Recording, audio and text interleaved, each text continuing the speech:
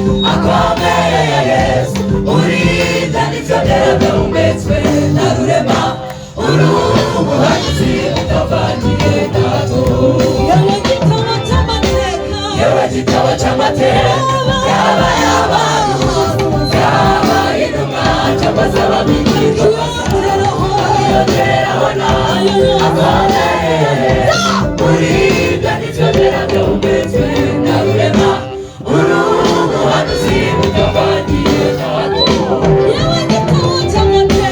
Yewe igitabo cy'amateka yaba y'abantu yaba b'ingoma zabo akiyongeraho nayo akomeye Yesu uri byanditswe byera byahumetswe na rurema uru buhanuzi butavangiye gato. Yewe igitabo cy'amateka yaba y'abantu yaba intumwa cyangwa se ababigishwa akiyongeraho nayo akomeye Yesu uri byanditswe byera byahumetswe